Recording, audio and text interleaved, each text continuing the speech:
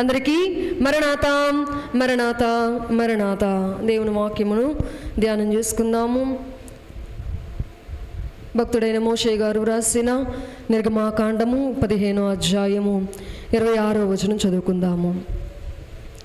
నిర్గమాకాండము 15వ అధ్యాయము 26వ వచనం చదువుకుందాము.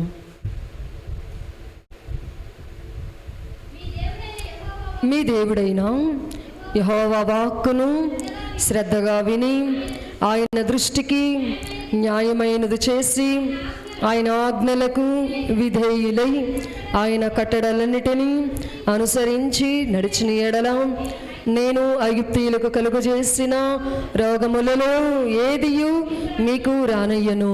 నేను స్వస్థపరచు యెహోవాను నేనే అనెను. ప్రార్థన చేసుకుందాము. వాక్యమంతమై ప్రార్థన. దయానిధమైన మా తండ్రి, పరిశుద్ధుడా, ప్రేమ కలిగిన తండ్రి, నీ పరిశుద్ధమైన పావన నామమునకు వేలాది స్తుతులు స్తోత్రములు చెల్లిస్తున్నామయ్యా. ఆదివార దినము అయ్యా, ఇదిగో తండ్రి ఆరాధన దినము, వాక్యోపదేశ దినము, వెలుగు దినము, ప్రభువు దినము, పునరుద్ధాన దినము, పండుగ దినము అన్నారయ్యా. ఇటువంటి శ్రేష్టమైన ఈ దినములోనికి మమ్మందరిని సమకూర్చిన దేవా నీకు స్తోత్రములు. దైవజనులు అన్నారయ్యా, ఏ రోజు కన్నా ఈరోజే మిన్నా అన్నారయ్యా. అయ్యా, నీ దినము నీకు ఆచరించటానికి, ప్రభు దినము ప్రభువునకు ఆచరించటానికి మేమందరం ఎంతో భయము భక్తి కలిగి అయ్యా ఆదివార దినమని గ్రహించి ఏ పనులకు వెళ్ళక ఎటువంటి ప్రయాణములు పెట్టుకొనక అయ్యా అదిగో నీ దినము నీకు ఆచరించడానికి నీ పాద సన్నిధిలోనికి మేమందరం వచ్చి ఉండగా ప్రభువా, వచ్చిన వారందరినీ మీరు దీవించి ఆశీర్వదించండి అయ్యా. ఇంతవరకు బిడ్డలు పాటలతో నేను స్థుతించారయ్యా. రాగాలు తీస్తే రోగాలు పోతాయి అన్నారయ్యా. పరలోకములో వేవేల పరిశుద్ధుల దేవదూతల సమూహముతో అనునిత్యము పరిశుద్ధుడు పరిశుద్ధుడు పరిశుద్ధుడు అని మానక రాత్రి మగళ్ళు స్తుతింపబడుతున్న దేవా, అయ్యా ఆదివారము రాగానే పరలోకపు దేవదూతల స్తుతిని కూడా ప్రక్కన పెట్టి ఏ యోగ్యత లేని మానవులమైన మా స్తుతిని కోరుకొనుచున్న దేవా నీకు స్తోత్రములయ్యా. ఈ స్తుతి ద్వారా మీరు స్తుతింపబడి ఉన్నారని మేము నమ్ముతూ ఉన్నామయ్యా. కనుక నాయన పాటలను బట్టి రావలసిన దీవెనలు బిడ్డలకు దయచేసి దీవించండి అయ్యా. క్రమములో ఏకీభవించామయ్యా. మా పాపములన్నిటినీ ప్రభువా నీ ఎదుట నాయన అయ్యా ఒప్పుకొని ఉండగా నీవు ఈ దినమున్న ఎవరు అయ్యా అదుగుతండి పాపిగా ఉండటానికి ఇష్టము లేక ప్రతి వారిని పాపములు ఒప్పుకొనుట ద్వారా పరిశుద్ధులుగా చేస్తున్న దేవా నీకు స్తోత్రములయ్యా. అలాగే విశ్వాస ప్రమాణములు ఏకీభవించాము. అందును బట్టి మాకు రావలసిన దీవెనలు దయచేయండి అయ్యా. నేడు వాక్యోపదేశములోనికి వెళుతూ ఉండగా నిలవబడిన నేను అల్పురాలను, అయోగ్యురాలను, బలహీనురాలను నీ ఆత్మ సహాయము నిమిత్తమై నిలవబడి ప్రార్థిస్తూ ఉండగా ఏదైనా నాలో మీరు ఉండి చేరియున్న మీ బిడ్డలకు సంగమునకు ఏ వాక్కులైతే మీరు అందించనయ్యున్నారు, ఏ వాక్కులతో మీరు మాట్లాడనయ్యున్నారు, ఏ వాక్కులతో మీరు బిడ్డలను బలపరచనయ్యున్నారు, అటువంటి వాక్కులతో మీరు మాట్లాడి బలపరచండి అయ్యా. అయ్యా అడుగు తండ్రి, మాట్లాడువారు మీరు కాదు కానీ మీలో ఉన్న మీ తండ్రి మాట్లాడుతారని అయ్యా వాక్యము సెలవిస్తూ ఉండగా మీరే మాలో ఉండి మాట్లాడమని బిడ్డలకు అర్థమగు రీతిలో మీరే వాక్యోపదేశమును అందించమని అయ్యా అడుగు తండ్రి మీరే నాయన అయ్యా అడుగు తండ్రి వినగల చెవి, గ్రహించగల మనస్సు చేరిన ప్రతి బిడ్డకు మీరే దయచేసి దీవించమని మా మంచి బోధకుడైన యేసుక్రీస్తు ప్రభు వారి పుణ్యనామమున అడిగి వినయముతో వేడుకొనుచు నాను పరమ తండ్రి, ఆమేన్. ప్రభునందు ప్రియులారా, ప్రభు నామముని మెల్లరకు కృపా సమాధానములు వాక్యానుసారమైన ప్రవర్తన జీవితమును దేవాతి దేవుడు మనకందరికీ అనుగ్రహించును గాక, ఆమేన్. ప్రియులారా, మనము అక్టోబర్ మాసంలోనికి ప్రవేశించాము, అంతే కదండి. అక్టోబర్ మాసంలోనికి ప్రవేశించాము కనుక సెప్టెంబర్ మాసము మరి ఏ మాసము? స్త్రీల మాసము కనుక సెప్టెంబర్ మాసం అంతా స్త్రీల ప్రాముఖ్యతను మనం నేర్చుకున్నాము. కనుక అక్టోబర్ మాసము యొక్క ప్రాముఖ్యత ఏంటి అమ్మ? అక్టోబర్ మాసానికి దైవజనులు ఇచ్చిన ప్రాముఖ్యత ఏంటి? బైబిలు పండుగ నెల, అలాగే దిద్దుబాటు నెల, అలాగే మతోద్ధారణ పండుగ నెల అని ఈ అక్టోబర్ మాసమునకు మరి దైవజనులు పేరు పెట్టి ఉన్నారు. కనుక ప్రియులారా, అక్టోబర్ మాసములో మనమందరము కూడా ఎక్కువగా దిద్దుబాటు వాక్యములను మార్టిన్ లూథర్ గారి గురించి అలాగే మరి బైబిల్ గురించి ఎక్కువగా ధ్యానం చేస్తూ ఉంటాము. ఎక్కువగా ఈ నెలలో బైబిల్ గురించి మనం బోధించుకుంటూ ఉంటాము. కనుక ప్రియులారా, మరి అక్టోబర్ మాసం యొక్క నెల ప్రాముఖ్యతను మీకు వివరించాను. కనుక దైవజనులు పాడిన 2 చరణములను ధ్యానం చేసుకుని దేవుని వాక్యంలోనికి వెళ్దాము. తెలుగు క్రైస్తవ కీర్తనలో నుంచి యేసు ప్రభు వచ్చి ఉన్నాడు ఇదిగో వినరండి అనే పాటలో నుంచి 2 చరణములను పాడుకొని దేవుని వాక్యములోనికి వెళ్దాము. యేసు ప్రభు వచ్చి ఉన్నాడు ఇదిగో వినరండి అనే పాటలో 2 చరణములు అన్నమాట. యేసు ప్రభువు వచ్చుచున్నారిదిగో వినరండి, యేసు ప్రభువు వచ్చుచున్నారిదిగో వినరండి. పూర్వ దోషకారులు చంపిరి బ్రతికెను నోటవరుడై వచ్చునండి, యేసు ప్రభువు వచ్చుచున్నారిదిగో వినరండి. 6వ చరణం. వినుట విశ్వాసించుట ఆజ్ఞకు విధేయులై మనుట, వినుట విశ్వాసించుట ఆజ్ఞకు విధేయులై మనుట. ఈ పనులు 3 చేయువారి పరలోక వాసయులగుట, యేసు ప్రభువు వచ్చుచున్నారిదిగో వినరండి. మారు మనసు పొంది దేవుని మాట వినకున్నా, మారు మనసు పొంది దేవుని మాట వినకున్నా, భూమిని పేరొందినవి శ్వాసులైన చేరుకొనుట యేసున్నా, యేసు ప్రభువు వచ్చుచున్నారిదిగో వినరండి. ప్రియులారా, మరి ఇది మనము రాకడ దినములలో పాడుకునే పాట. ఈ పాటలో నుంచి 2 చరణములను నేను వివరించి దేవుని వాక్యములోనికి వెళ్తాను. కనుక 6వ వచనము ఏం సెలవిస్తూ ఉందంటే, వినుట విశ్వసించుట ఆజ్ఞకు విధేయులై మనుట, ఈ పనులు 3 చేయువారే పరలోక వాస్తవ్యులు అగుట. కనుక దైవజనులు ఏది మాట్లాడినా ఏది వ్రాసినా అది పరలోక వశమే. దేవుడు తన సొంత మరి మాటలతో దైవజనులకు చెప్పగా వ్రాసినవి అన్నమాట. అనగా మరి పరలోక వాస్తవ్యులు ఎవరవుతారంట? ఎవరైతే దేవుని వాక్యమును వింటారో, తర్వాత ఆ వాక్యమును విశ్వసిస్తారో, ఆ తర్వాత ఎవరైతే విన్న వాక్యమును విశ్వసించి దాని ప్రకారము నడుస్తారో వారు ఏమవుతారంట? పరలోక వాస్తవ్యులు అవుతారు. కనుక ప్రియులారా, మీరు కూడా మనమందరం కూడా పరలోక వాస్తవ్యులు అవ్వాలంటే ఏం చేయాలి? దీనిని బట్టి ఈ చరణంను బట్టి ఏం చేయాలి? దేవుని వాక్యమును వినాలి. విన్న వాక్యాన్ని ఏం చేయాలి? విశ్వసించాలి, నమ్మాలి. కనుక 3వది ఏంటి? విశ్వసించిన దాన్ని బట్టి మనము నడవాలి. ఎవరైతే ఈ 3 చేస్తారో వారు ఏమవుతారంట? పరలోక వాస్తవ్యులు అవుతారు. 7వ వచనము. కనుక 7వ వచనం ఏం చెప్తుందంటే, మారు మనస్సు పొంది దేవుని మాట వినకున్నా భూమిని పేరొందిన విశ్వాసులైన చేరుకొనుట యేసున్నా అన్నారు. కనుక ఎవరైతే మారు మనస్సు పొంది మరి భక్తులుగా జీవిస్తారో, ఇంకా మరి ఎంతో ప్రార్థనా జీవితం కలిగి జీవిస్తారో, ఎంతో అద్భుతములు చేస్తారో, ఇంకా మరి ప్రతి ప్రార్థనను వారి నోట నుండి చేస్తే మరి జయం వస్తుంది. అలాంటి గొప్ప గొప్పవారు మారు మనస్సు పొంది చూడండి, ఎన్ని క్రియలు చేసినా కానీ దేవుని మాట వినకపోతే వారు ఏం గారంట? మారు మనస్సు పొంది దేవుని మాట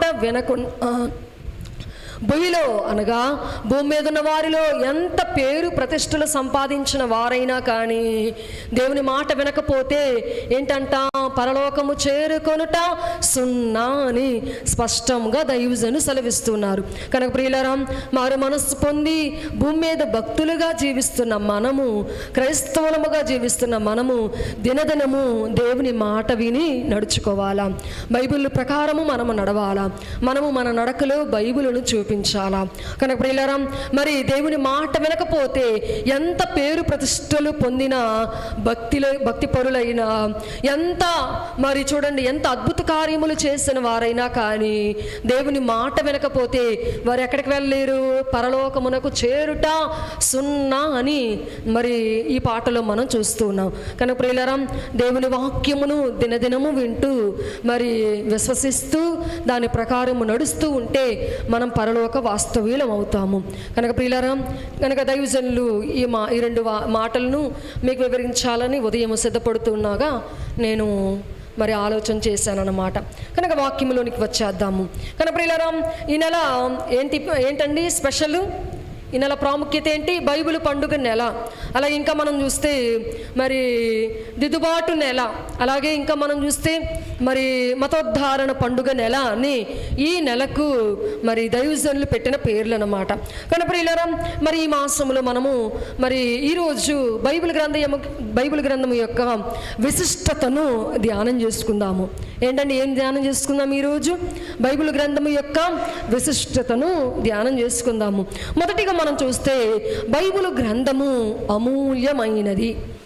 బైబిల్ గ్రంథం ఏంటంట? అమూల్యమైనది అంటే ఏంటి? బైబిల్ గ్రంథము వెలకట్టలేనిది అని అర్థము. కనుక ప్రియులారా, మరి బైబిల్ గ్రంథము అమూల్యమైనది.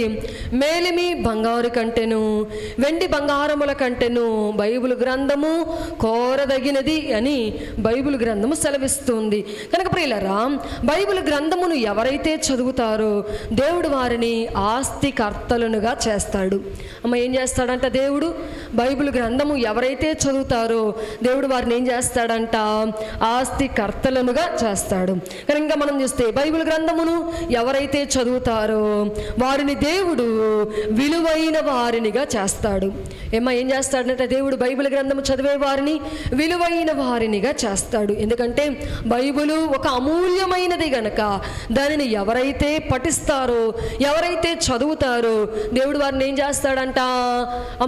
విలువైన వారినిగా చేస్తాడు. ఇంకా ముందేం చెప్పాను? ఆస్తికర్తలుగా చేస్తాడు.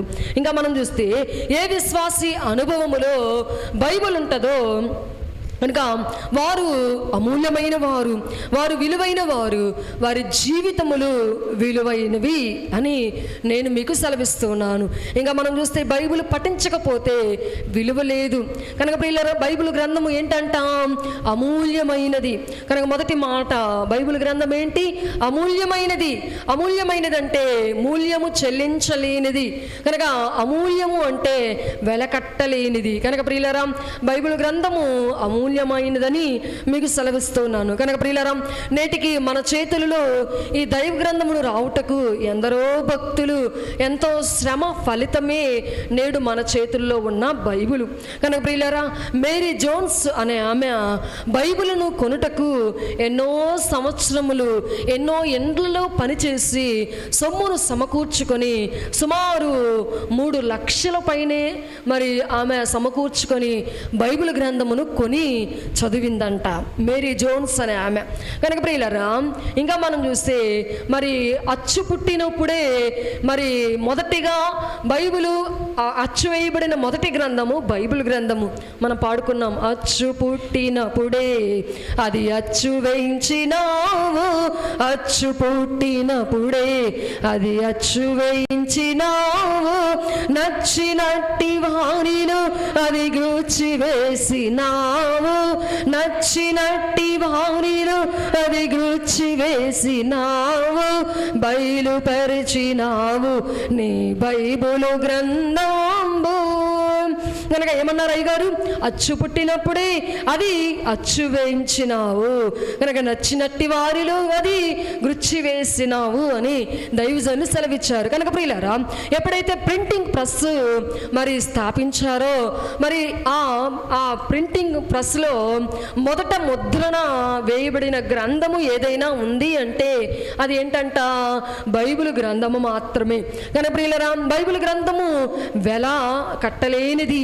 మరి బైబిల్ గ్రంథము పాతకాలములో ఎన్నో మరి లక్షల రూపాయలు మరి వెచ్చించేవారు బైబిల్ గ్రంథమును మరి కొనుటకు. కానీ మరి నేడు మన చేతులలో ఉన్న బైబిల్ గ్రంథమును చాలా సులభమైన ధరకు మనము వాడుకుంటున్నామంటే అది ఎంతో మరి ఎందరో భక్తుల శ్రమ వెనక దాగి ఉన్న రహస్యం అన్నమాట. మార్టిన్ లూథర్ గారు బైబిల్ గ్రంథమును తేవటకు మరి ఎన్నో హింసలు పడ్డారు, ఎన్నో నిందలను అనుభవించారు.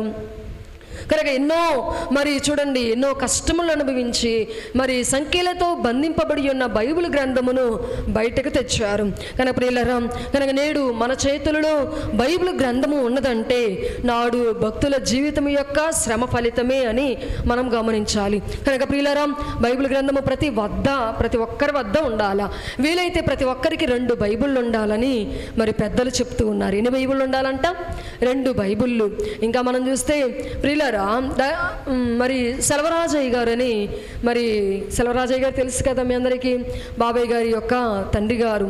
సెల్వరాజయ్య గారు అంట మరి బైబిల్ని బీరువాలో దాచిపెట్టేవారంట. మరి బీరువాలో మీరేం దాచిపెడతారు? సొమ్మును దాచిపెడతాము. కానీ అయ్యగారు ఏం దాచిపెట్టేవారంట? సొమ్మునంతా బయట పెట్టి బైబిల్ గ్రంథమును లోపల దాచిపెట్టేవారంట. కనుక ప్రియులరా, బైబిల్ గ్రంథము మరి అమూల్యమైనది. మరి ప్రియులరా, బైబిల్ గ్రంథమును మరి చదివే వారిని బైబిల్ గ్రంథం ఏం చేసిద్దంట? విలువైన వారినిగా చేసిద్ది, ఆస్తికర్తలనుగా చేసిద్ది. ఇక మనం చూస్తే రెండవదిగా మనం చూస్తే బైబిల్ గ్రంథము అభయమిచ్చున్నది. రెండవ మాట ఏంటండి? బైబిల్ గ్రంథము అభయమిచ్చున్నది. కనుక ప్రియులారా, బాధలలో బైబిల్ గ్రంథము నీకేమిస్తుంది? అభయం ఇస్తుంది. నీవు భయపడుతున్న సమయములో దేవుని వాక్యము నీవు ధ్యానించిన ఎడల, దేవుని వాక్యము నిరంతరము నీవు చదువుతున్న ఎడల దేవుని వాక్యము నీతో మాట్లాడిద్ది, నిన్ను ధైర్యపరిస్థితి అని మనము మరి వివరించుకుంటున్నాం. కనుక ప్రియులారా, ఎవరైతే బైబిల్ గ్రంథమును పఠిస్తారో వారికి భయం ఉండదు. ఏంటంట? ఎవరైతే బైబిల్ గ్రంథమును పఠిస్తారో వారికి ఏముండదంట? భయం ఉండదు.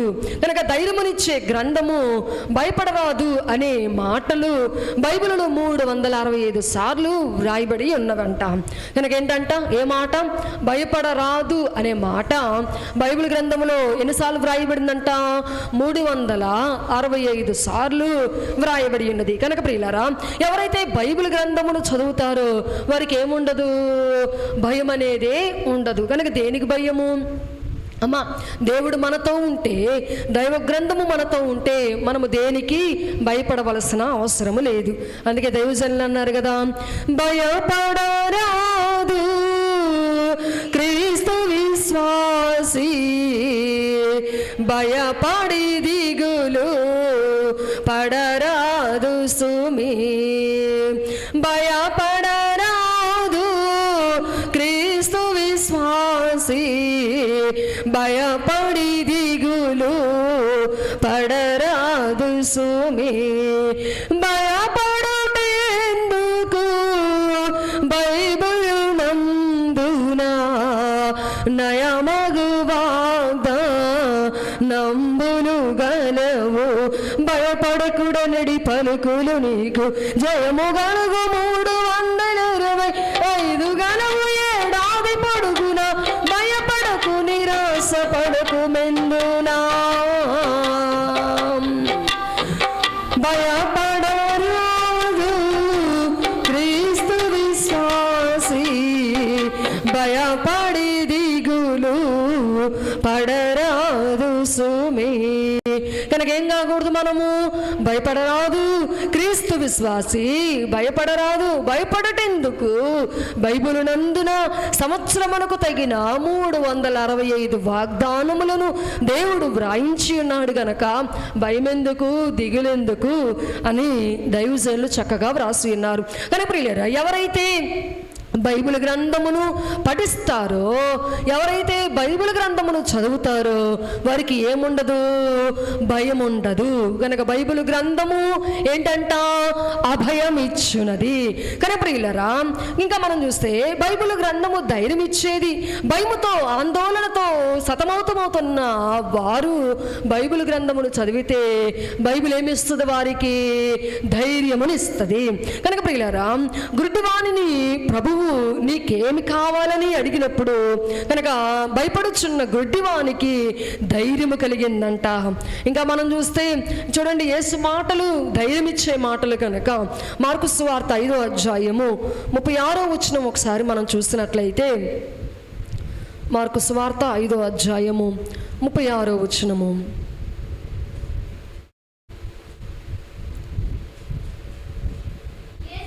యేసు భయపడకము, నమ్మిక మాత్రముంచుము. చూడండి ఏమన్నారు యేసు ప్రభు వారు? భయపడకము, నమ్మిక మాత్రముంచుమని మరి అక్కడ మాట్లాడుతున్నట్లుగా మనం చూస్తున్నాం. బైబిల్ గ్రంథము ఏంటంట? అభయం ఇచ్చున్నది. కనుక ఏమో భయపడుతున్న సమయంలో ఎవరైనా బైబిల్ గ్రంథమును ధ్యానించినట్లయితే బైబిల్ గ్రంథం మనకేమిచ్చిద్ది? ఎంతో ధైర్యం అనిస్తుంది, భయము నుంచి విడుదల కలిగించిద్ది. కనుక ప్రియులారా, బైబిల్ గ్రంథమును మనం ఏం చేయాలా? భయం కలుగుతున్న సమయంలో బైబిల్ గ్రంథమును తీసి చదివితే బైబిల్ ఏమిస్తుంది? మనకి ధైర్యం ఇస్తుంది, భయము నుండి తొలగిస్తుంది. ఇంకా మనం చూస్తే బైబిల్ గ్రంథము అభివృద్ధినిచ్చేది. ఏమో బైబిల్ గ్రంథం ఏమిచ్చిద్ది? అభివృద్ధినిచ్చిద్ది. ఒకసారి మనం చూసినట్లయితే కీర్తనల గ్రంథము 1వ అధ్యాయము 1వ అధ్యాయం చదువుదాము. దుష్టుల ఆలోచన చొప్పున నడువక, కూర్చుండక, యెహోవా ధర్మశాస్త్రమును ఆనందించుచు దీవారాత్రము దానిని ధ్యానించువాడు ధన్యుడు. కనుక ప్రియులారా, ఎవరైతే బైబిల్ గ్రంథమును దీవారాత్రము ధ్యానం చేస్తారో వారు ఎవరవుతారు? ధన్యులవుతారు. కనుక ప్రియులారా, బైబిల్ గ్రంథము ఎవరైతే చదువుతారో దేవుడు వారికి ఏమిస్తాడు? అభివృద్ధి, డెవలప్మెంట్ కలుగజేస్తాడు. కనుక ప్రియులారా, దేవుని వాక్యమును ఎవరు చదువుతారో వారు అభివృద్ధిని పొందెదరు. ధర్మశాస్త్రమునందు ఆనందించుచు దీవారాత్రము దానిని ధ్యానించు వాడు ధన్యుడు. వాడు నీటి కాలువల ఏరును నాటబడినదై ఆకువాడక తన కాలముందు ఫలమిచ్చు చెట్టు వలె ఉండును, అతని చేయదంతయు సఫలమగునని మరి కీర్తన గ్రంథము 1వ అధ్యాయములో మనము సెలవిస్తూ ఉన్నాము, చదువుకుంటూ ఉన్నాము. కానీ ప్రియులారా, ఎవరైతే బైబిల్ గ్రంథమును చదువుతారో దేవుడు వారికి ఏం దయచేస్తాడు? అభివృద్ధిని దయచేస్తాడు. కానీ అందుకని పిల్లల చేత పెద్దవారు మరి సమస్తము ఏం చదవాలి? బైబిల్ గ్రంథాన్ని చదవాలి. బైబిల్ గ్రంథము దేవుడు మనకిచ్చిన లేఖ కనుక లేఖను మరి దూరస్తులు రాస్తే ఏం చేస్తారు? అమ్మ తప్పకుండా చదివి వారి క్షేమములు కనుక్కొని మరలా ఏం చేస్తారు? రిటర్న్ లేఖ వ్రాస్తారు. అలాగే ప్రియులరా, బైబిల్ గ్రంథము కూడా దేవుడు మనకు వ్రాసిన లేఖ కనుక దీనిని మనము తప్పకుండా చదవాలి అని మీకు సెలవిస్తున్నాను. కనుక ప్రియులారా, బైబిల్ గ్రంథము చదివి ఎన్నో అభివృద్ధి పనులు చేసిన వారు బైబిల్ గ్రంథంలో ఎందరో ఉన్నారు. కనుక ప్రియులరా, ఇంకా మనం చూస్తే బైబిల్ గ్రంథము మూడవది ఏంటి? అభివృద్ధిని ఇస్తుంది. కనుక 4వదిగా మనం చూస్తే బైబిల్ గ్రంథము ఆనందకరమైనది. ఏమో బైబిల్ గ్రంథం ఏంటంట? 4వది ఆనందకరమైనది. బైబిల్ గ్రంథము చదివినప్పుడు బాధలో ఆనందము, దుఃఖములో సంతోషము కలిగిద్దంట. ఏం కలిగిద్దమ్మా? బైబిల్ గ్రంథమును చదువుతున్నప్పుడు, వింటూ ఉన్నప్పుడు ఏం కలిగిద్ది? బాధలలో నెమ్మది కలిగిద్ది, దుఃఖములో సంతోషము కలిగిద్ది. ఇదే మాటలు భక్తుడు 119వ కీర్తన 62వ వచనంలో రాశారు. 119వ కీర్తన 62వ వచనము.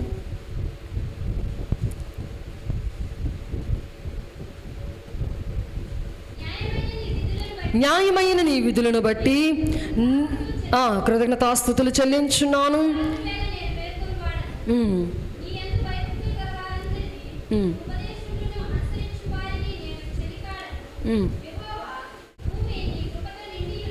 చూడండి ప్రియులారా, నీవిచ్చిన మాటను బట్టి సంతోషించుచున్నాను అని 62వ వచనంలో వ్రాయబడింది.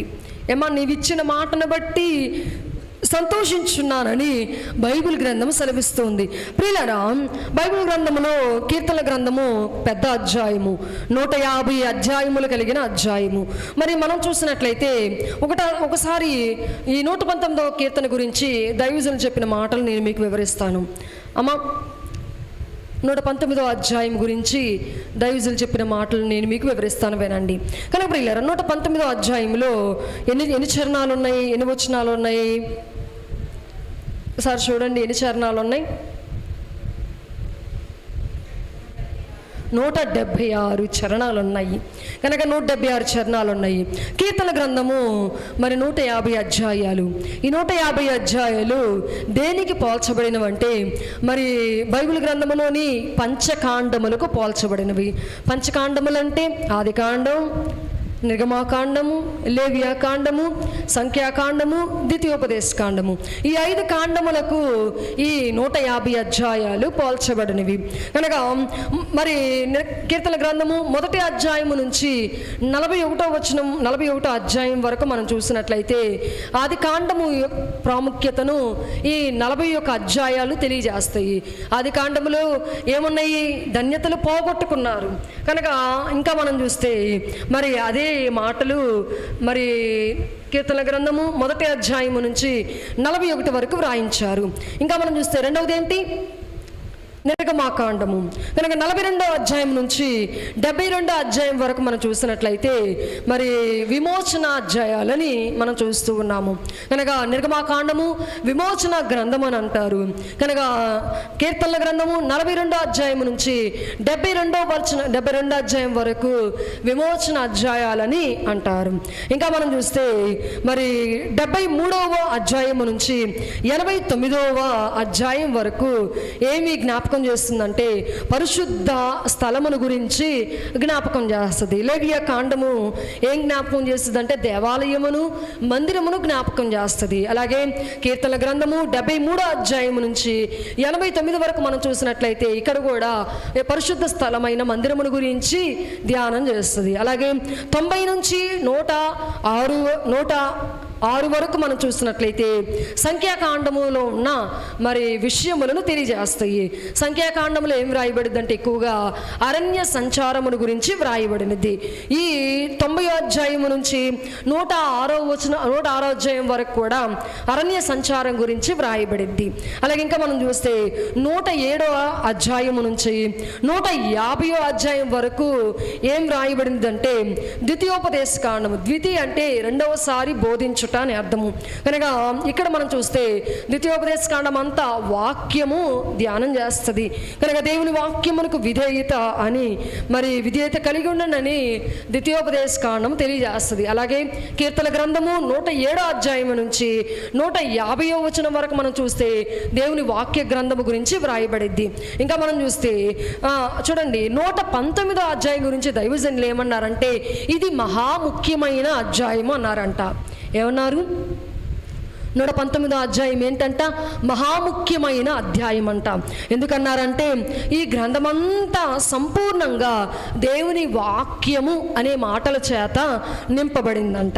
కనుక ఇంకా మనం చూస్తే ఆనాడు యూదులంట నూతన సంవత్సరంలోనికి ప్రవేశించాలంటే 119వ కీర్తన 176 వచనాలు పాడి నూతన సంవత్సరంలోనికి వారు ప్రవేశించేవారంట.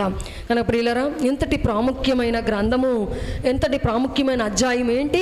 119వ అధ్యాయము. ఇంకా మనం చూస్తే బైబిల్ మిషన్ యొక్క అనేక అనుభవములు బైబిల్లో దాచబడ్డాయి. 119వ కీర్తన ఎక్కువగా ఇంకా మనం చూస్తే ప్రార్థనల కీర్తన అంట. ఇంకా మనం చూస్తే 119వ అధ్యాయం 11వ వచనములో బైబిల్ మిషన్ 7 మెట్ల ధ్యానము మరి వ్రాయబడిందంట. 119వ అధ్యాయము 11వ వచనములో బైబిల్ మిషన్ యొక్క 7 మెట్ల ధ్యానము మరి ఇమిడి ఉందంట. కనుక ప్రియులారా 119వ అధ్యాయము మరి దేవుని వాక్యమును తెలియజేస్తూ ఉంది. కనుక ప్రియులారా మరి ఏమంటున్నారు ఇక్కడ, నీవిచ్చిన మాటలను బట్టి నేను సంతోషించుచున్నాను అని అంటూ ఉన్నారు. కనుక బైబిల్ గ్రంథము ఆనందకరమైనది, బాధల్లో నెమ్మదినిచ్చేది, దుఃఖములో సంతోషము కలిగించేది ఏంటంట బైబిల్ గ్రంథము. కనుక ప్రియులారా ఇంకా మనం చూస్తే బైబిల్ గ్రంథములోని మాటలను బట్టి సంతోషము కలుగును, శ్రమయు వేదనయు పట్టియున్నవి అయినను నీ ఆజ్ఞలు నాకు సంతోషము కలుగు చేయుచున్నవి. శ్రమలో సంతోషము దేవుని వాక్యము అని మనం చూస్తూ ఉన్నాం. ఒకసారి కీర్తన గ్రంథము 119వ అధ్యాయము 47వ వచనం చదువుదాము. నీ ఆజ్ఞలను బట్టి నేను హర్షించదను, అవి నాకు ప్రియములు.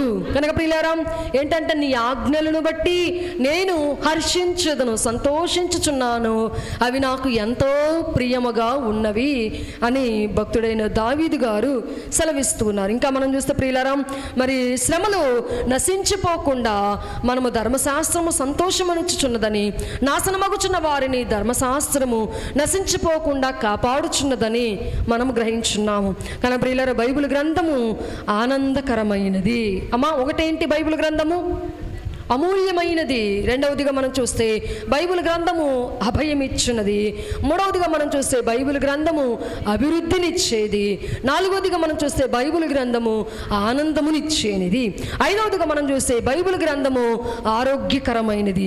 ఇప్పుడే మనం చదువుకున్నాం నిర్గమాకాండం 15వ అధ్యాయము 26వ వచనములో మనం చూస్తే నీ దేవుడైన యెహోవా వాక్కును శ్రద్ధగా విని ఏమో చదవండి. నిర్గమాకాండము 15వ అధ్యాయము 26వ వచనము.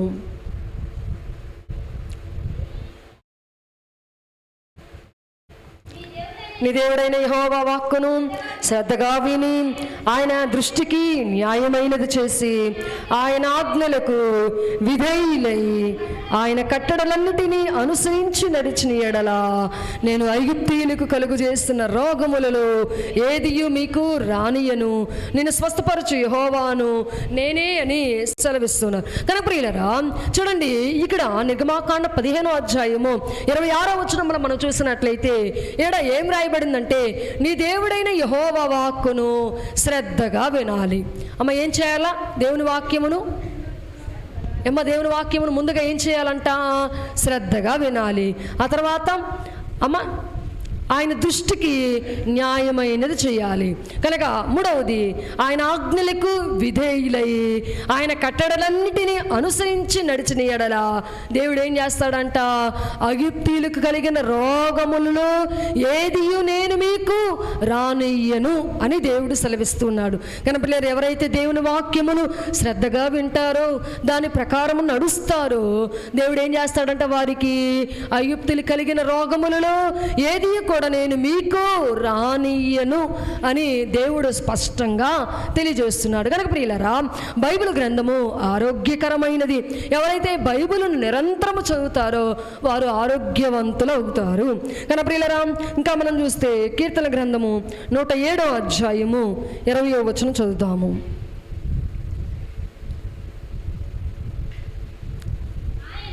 ఆయన తన వాక్కును పంపి వారిని బాగు చేశాను. ప్రియులారా చూడండి ఏంటంటే దేవుడు ఏమంటున్నాడు? ఆయన తన వాక్కును పంపి వారిని బాగు చేశాను.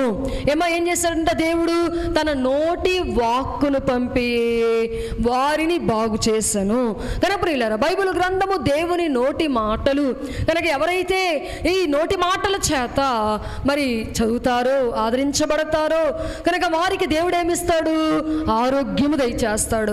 అనారోగ్యవంతులారా బైబిల్ గ్రంథమును పఠించడం ద్వారా దేవుడు మనకు తన వాక్కును పంపి ఆరోగ్యమును దయచేస్తాడు. ఇంకా మనం చూస్తే ప్రియులారా బైబిల్ గ్రంథము ఆదరణకరమైనది. బైబిల్ గ్రంథం ఏంటంట? ఆదరణకరమైనది. చూడండి ప్రియులారా 1వ దశలోనికైకి రాసిన పత్రిక 4వ అధ్యాయం 18వ వచనం చదువుదాము.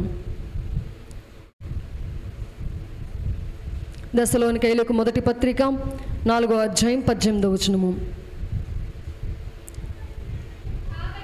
కాబట్టి ఈ మాటల చేత ఒకరినొకరు ఆదరించుకొనుడి. కనప్రియులరా, దేవుని వాక్యము మనలను ఆదరించేది, మనల్ని ఓదార్చేది. కష్టములలో, నష్టములలో, మనలో, మన బాధలలో దేవుని వాక్యం మనతో ఉండేది. అందుకని దేవుని వాక్యం ఏమిస్తుంది? మనకి ఆదరణిస్తుంది, బాధలలో నెమ్మదినిస్తుంది, ఇంకా ఓదార్పునిస్తుంది, కష్టములలో ఓదార్పునిస్తుంది, ఆపదలలో, అవమాన సమయములలో దేవుని వాక్యము మనల్ని ఆదరిస్తుంది. అందుకనే ఏం రాయబడింది? ఈ మాటల చేత, అనగా బైబిల్ గ్రంథములో వ్రాయబడిన మాటల చేత మీరు ఒకరినొకరు ఆదరించుకొనుడి అని వాక్యము సెలవిస్తుంది. కనుక దేవుని వాక్యము ఆదరణిస్తుంది. ఇంకా మనం చూస్తే 7వదిగా మనం చూస్తే దేవుని వాక్యము ఆశీర్వదిస్తుంది. అమ్మ, దేవుని వాక్యం ఏమి చేస్తుంది? ఆశీర్వదిస్తుంది. అలాగే 2వ దశలోనికైలకు రాసిన పత్రిక 3వ అధ్యాయము 1వ వచనం చూద్దాము. సహోదరులారా, ప్రభువాక్యము శీఘ్రముగా వ్యాపించి మహిమపరచబడు నిమిత్తము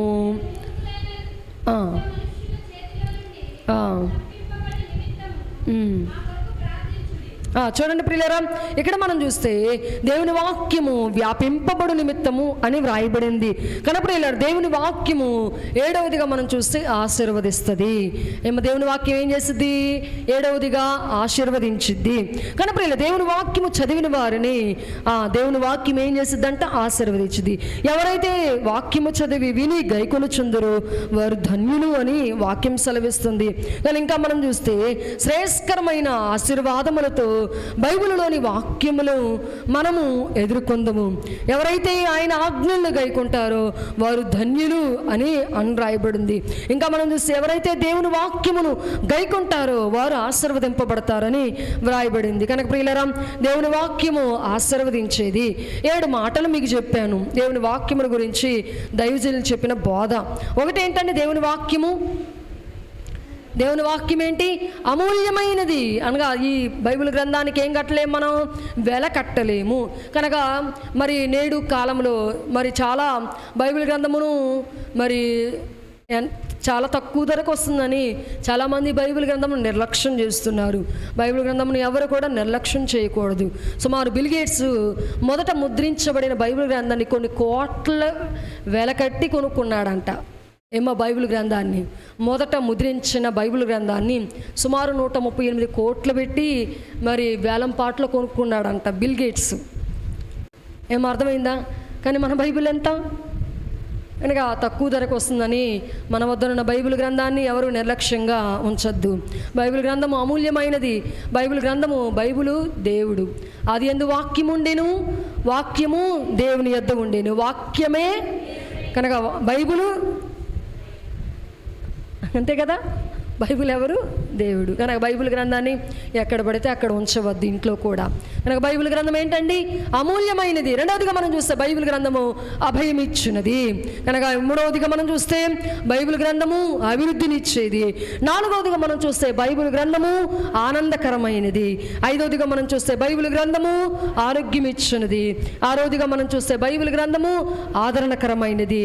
7వదిగా మనం చూస్తే బైబిల్ గ్రంథము ఆశీర్వదించేది. కనుక ప్రియులారా, దీనిని బట్టి ఈ 7 ఆశీర్వాదాలు మీకు కావాలంటే ఏం చేయాలా?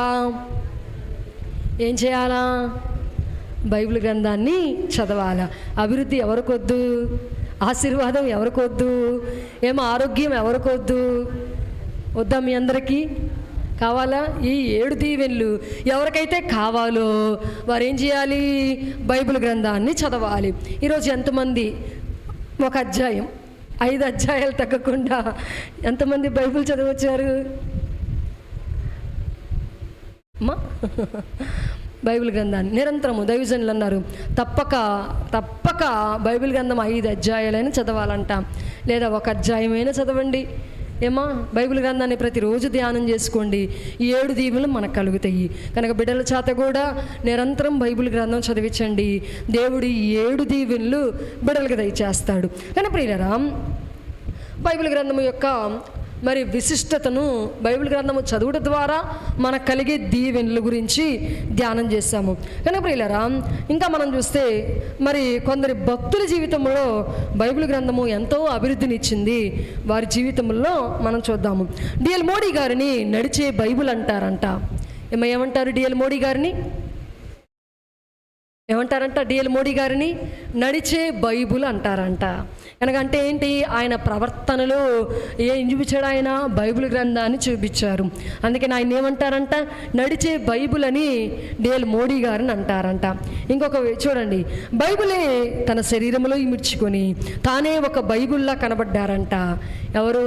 దైవజనులనే దేవదాస్ అయ్యగారు అన్నారంట, బైబిల్ మరి చూడండి లేని సమయంలో బైబిల్ మరి ప్రింటింగ్ ప్రెస్ ఆపేసినా కానీ బైబిల్ నేను ఆదికాండము అక్షరం నుంచి ప్రకటన గ్రంథం చివరి అధ్యాయము చివరి ఫుల్ స్టాప్ వరకు కూడా నేను వ్రాయగలుగుతానని అన్నారంట. అయినా మరి నాకు ఆదికాండము గురించి అర్థం తెలియదు అని అన్నారంట, తగ్గించుకున్నారంట.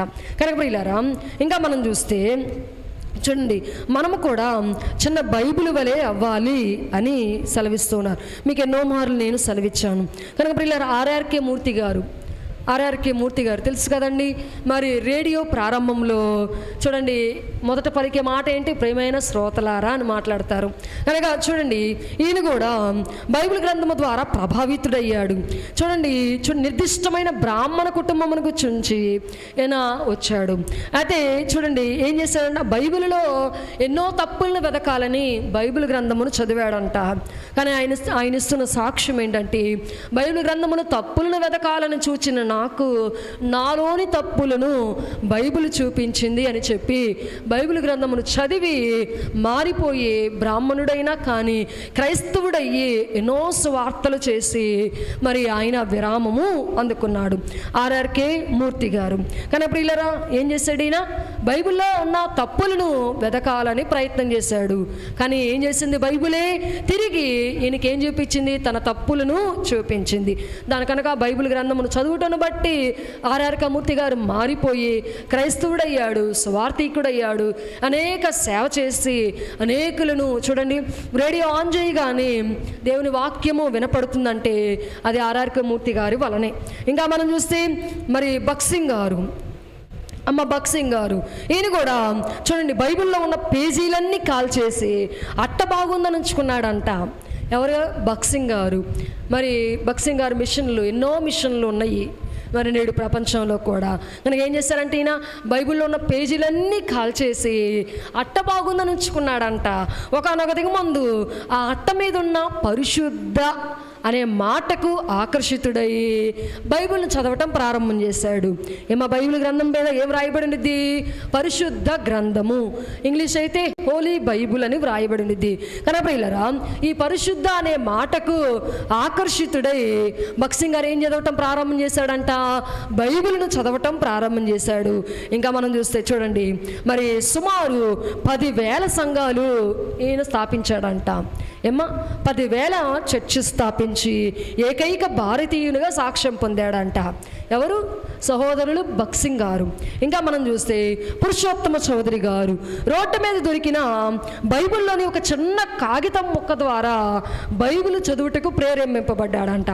ఏం దొరికిందంట? రోడ్డు మీద ఒక చిన్న కాగితం ముక్క, బైబిల్లో నుంచి చినిగిపోయిన ఒక చిన్న కాగితం ముక్క దొరుకుటను బట్టి ఏం చేశారంట? బైబిల్ చదువుటను మరి ఆ ముక్క ద్వారా ప్రేరేపించబడి బైబిల్ను చదివాడు. కనుక ఇంకా మనం చూస్తే ఈయన ఒరిస్సా ప్రాంతానికి చెందిన వాడైనప్పటికీ తెలుగు రాష్ట్రాల్లో నేడు కీర్తనలు, క్రైస్తవులు పాడే కీర్తనలు సగానికి పైగా ఈయన రాసినవేనంట. ఎవరు? పురుషోత్తమ చౌదరి గారు. ఏం దొరికింది ఆయనకి? బైబిల్ గ్రంథములోని ఒక చిన్న కాగితపు ముక్క ద్వారా ఏంటంటే బైబిల్ చదువుటకు ప్రేరేపింపబడ్డాడు. బైబిల్ చదివాడు, మారిపోయాడు, క్రైస్తవుడయ్యాడు. మరి ఎన్నో ఎన్నో సేవ చేశాడు.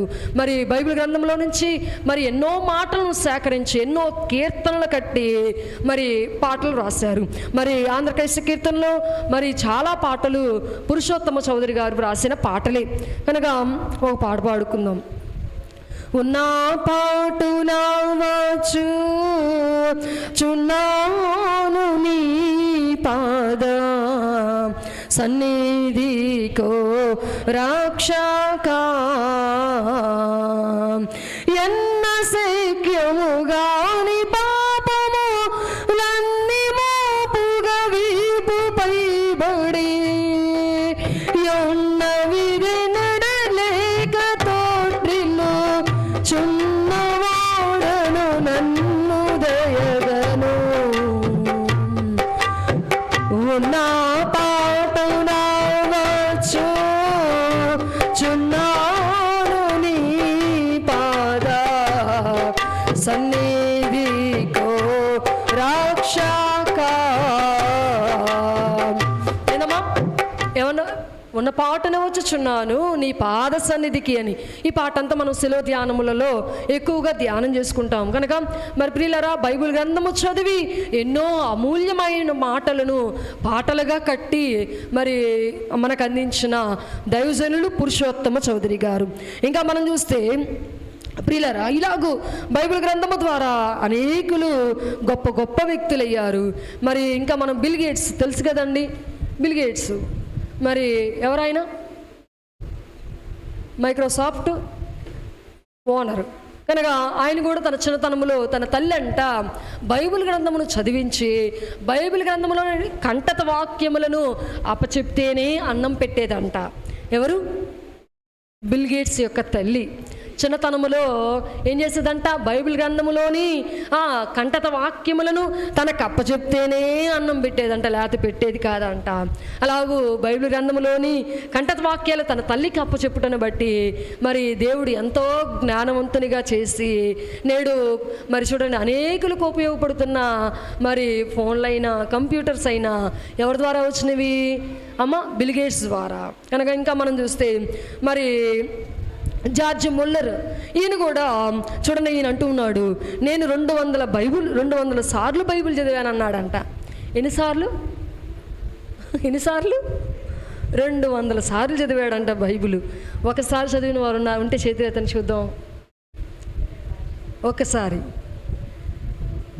2 సార్లు, 3 సార్లు కనుక ఏం చదవాలి? బైబిల్ గ్రంథాన్ని చదవాలి.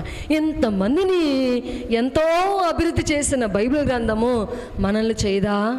ఏమా బైబిల్ గ్రంథము చదివితే మనల్ని కూడా ఏం చేస్తుంది? ఎంతో అభివృద్ధిని ఇస్తుంది. ఇంకా మనం చూస్తే గాంధీ గారు తెలుసు కదా. మరి చూడండి, ఆయనలో మనము ఏం నేర్చుకుంటామంటే మరి స్వతంత్ర సమయంలో మరి ఆయన పాటించిన సిద్ధాంతాలు ఏంటి? శాంతి అహింస, అంతే కదా. శాంతి అహింస, మరి హింసొద్దు అని చెప్పి అహింసా మార్గాన్ని ఎన్నుకున్నాడు. కనుక ఆ అహింస, ఆ శాంతి అవి ఎక్కడి నుంచి వచ్చినాయి ఆయనకి? మత్తయి సువార్త 5వ అధ్యాయము చదువుతున్న బట్టి ఆ 2 ఆయనకి దొరికినాయి. కనుక శాంతి అహింసలతోనే మరి స్వాతంత్రం రావాలని పోరాడిన వారు గాంధీ గారు. ఈయన కూడా బైబిల్లో అనేకమైన మాటల ద్వారానే ప్రభావితుడయ్యి మరి ఆయన కూడా శాంతి అహింస మార్గాన్ని పాటించినట్లు మనం చూస్తూ ఉన్నాము. కనుక ప్రియులారా, మరి చూడండి, మనము కూడా నడిచే బైబిల్ ఇవ్వాలి. మరి బైబిల్ మన నడకలో ఉండాలి.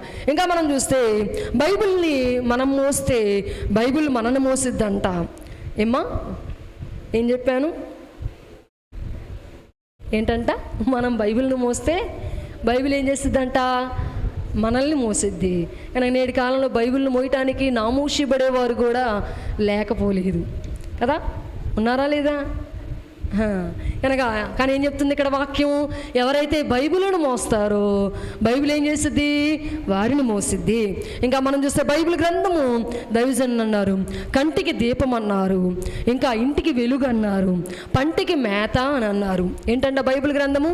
కంటికి దీపం అంట, ఇంటికి వెలుగంట, ఇంకా పంటికి మేత అని దైవజనులు అన్నారంట. ఇంకా బైబిల్ గ్రంథము గొర్రె మందలికి పచ్చిక బయలు వంటిది అన్నారంట. ఏమో బైబిల్ గ్రంథం ఏంటంట? గొర్రె మందలకి పచ్చిక బయలు ఎలా ఉంటాయో అలాంటిది బైబిల్ గ్రంథము అంట. ఇంకా మనం చూస్తే బైబిల్ గ్రంథము మానవునికి గుడారము లాంటిది, నివాసము లాంటిది అన్నారంట. ఏమైందంటే బైబిల్ గ్రంథము మానవునికి నివాసము లాంటిది, గుడారము లాంటిది. ఇంకా మనం చూస్తే బైబిల్ ఒక హస్తభూషణము. ఏంటంట బైబిల్ గ్రంథం ఏంటంట? మన చేతి హస్తభూషణము. కనుక మరి ఆడవాళ్ళు ఎలా నగలను ధరించుకుంటారో, మరి సమయం వచ్చినప్పుడు మనం కూడా బైబిల్ని ఒక హస్తభూషణము వల్ల ధరించుకోవాలి. ఇంకా మనం చూస్తే బైబిల్ కొండ జింకలకు బండరాయి వంటిది. ఇంకా మనం చూస్తే బైబిల్ పక్షికి గూడు లాంటిదంట. బైబిల్ గ్రంథం ఏంటంట? పక్షికి గూడు లాంటిది. ఇంకా బైబిల్ గ్రంథము చేపకు నీటి మడుగు లాంటిది అంట. ఏంటంటే బైబిల్ గ్రంథము చేపకు నీటి మడుగు లాంటిది. కనుక ఇలా బైబిల్ గ్రంథం యొక్క విశిష్టతను మనం తెలియజేస్తున్నాము. ఇంకా మనం చూస్తే మరి బైబిల్ గ్రంథము చదవకపోతే మనకి జ్ఞానం రాదు. మరి బైబిల్ గ్రంథము చదవకపోతే మనకు ప్రార్థన నడిపింపు రాదు. మరి థామస్ ఆల్వా ఎడిసన్ తెలుసు కదండి. మన ఇంట్లో నేడు దీపాలు ఉంటున్నాయి అంటే దానికి కారణం ఆయనే. దీపాలు కనుక లైట్ని కలిగి ఉంది ఎవరు? థామస్ ఆల్వా ఎడిసన్ అనమాట. ఆయన ఇచ్చిన సాక్ష్యము బైబిల్ నన్ను వెలిగించింది, నేను ప్రపంచాన్ని వెలిగించానని సాక్ష్యం ఇస్తాడంట. థామస్ ఆల్వా ఎడిసన్ ఆయన ఇస్తున్న సాక్ష్యం ఏంటి? బైబిలు నన్ను వెలిగించింది, నేను ప్రపంచాన్ని వెలిగించాను అని సాక్ష్యం ఇస్తూ ఉన్నాడంట. కానీ ప్రియులారా, బైబిల్ గ్రంథమును చదువుటను బట్టి ఎందరో మరి మహానీయులయ్యారు. కనుక దేవుని వాక్యం చదవకపోతే దైవజనుల మాటలు, దేవుని వాక్యము చదవకపోతే నీకు జ్ఞానాభివృద్ధి ఎట్లు? దేవుని వాక్యము చదవకపోతే నీ మనస్సాక్షికి తీర్మానం ఎట్లు? దేవుని వాక్యము చదవకపోతే నీకు ప్రార్థన ఎక్కడిది? దేవుని వాక్యము చదవకపోతే నీకు ఇతరులకు బోధించే బోధ ఎక్కడిది? దేవుని వాక్యము చదవకపోతే నీకు నడకెక్కడిది? దేవుని వాక్యము చదవకపోతే నీకు పడకెక్కడిది అని అంటున్నారు. ఏమర్థమైందా? కనుక దేవుని వాక్యం చదవకపోతే మనకేం కాదు, మన జ్ఞానము అభివృద్ధి చెందదు. కనుక దేవుని వాక్యము చదవకపోతే మనకు ప్రార్థన నడిపింపు రాదు. దేవుని వాక్యము చదవకపోతే మనకి తీర్మానం రాదు. ఇంకా మనం చూస్తే దేవుని వాక్యము చదవకపోతే నీవు ఇతరులకు బోధించలేవు. దేవుని వాక్యం చదవకపోతే నీవు మంచి ప్రవర్తన కలిగి జీవించలేవు. దేవుని వాక్యం చదవకపోతే నీవు మోక్షానికి చేరలేవు. కనుక అన్నిటికంటే ముఖ్యమైనది, మొదటిది, అవసరమైనది బైబిలే.